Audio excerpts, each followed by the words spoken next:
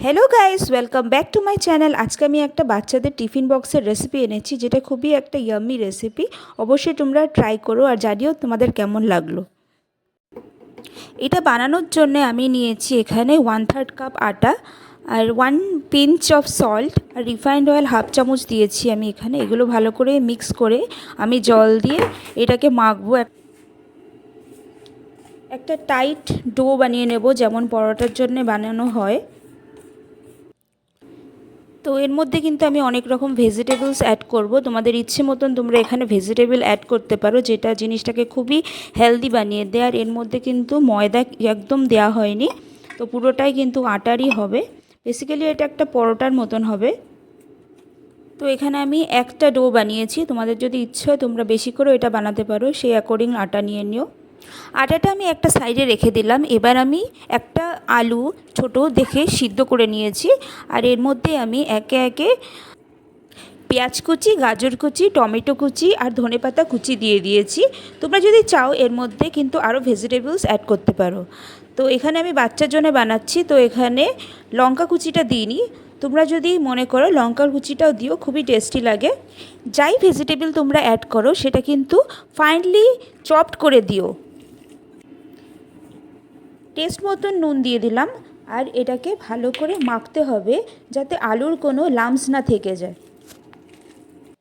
এবার আমি আটার ডোটা একটুখানি শুকনো আটা দিয়ে নর্মালি বেলে নেব। তো যেমন পরোটা বেলা হয় সেইভাবেই আমি ঠিক গোল করে এটাকে বেলে নেব।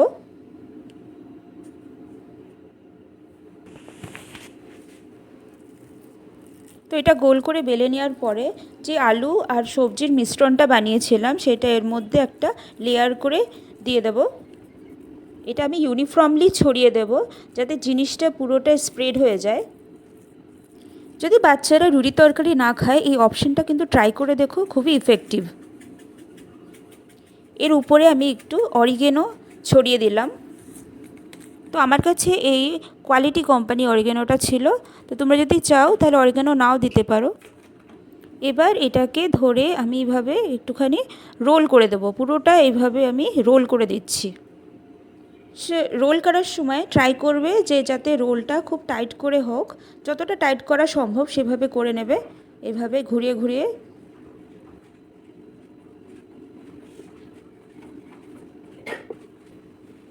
তো রোলটা হয়ে যাওয়ার পরে একটা নাইফ নিয়ে এইভাবে মার্ক করে নিতে লাগবে যে এই পোর্শনগুলো আমি এইভাবে করে কাটবো যাতে পিসগুলো ভালো হয়।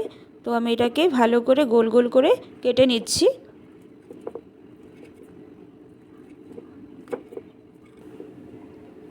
তো আমি একটা পিস নিয়ে নিলাম হাতে।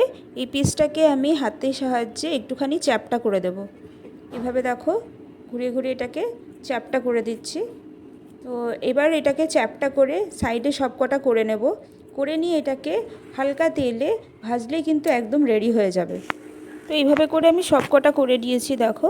আর এটা কিন্তু একটুখানি পাতলা করার চেষ্টা করবে। এবার আমি একটা প্যানের মধ্যে 2 চামচ মতন রিফাইন্ড তেল দিয়েছি, আর মিডিয়াম আঁচে কিন্তু এটাকে ফ্রাই করে নেব যতক্ষণ না পর্যন্ত এটা গোল্ডেন কালার হচ্ছে। তো এটা আমি উল্টে পাল্টে ভেজে নেব।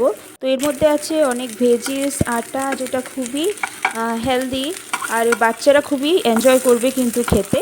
তো তোমরা অবশ্যই এই রেসিপিটা কিন্তু ট্রাই করো, আর যদি ভালো লাগে রেসিপিটা তাহলে সাবস্ক্রাইব করে দিও চ্যানেলটা, লাইক করো আর শেয়ার করো।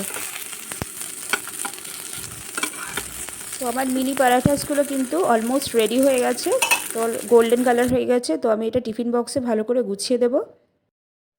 আর কেমন লাগলো রেসিপিটা অবশ্যই জানিও। আর thank you for watching, keep watching, bye by.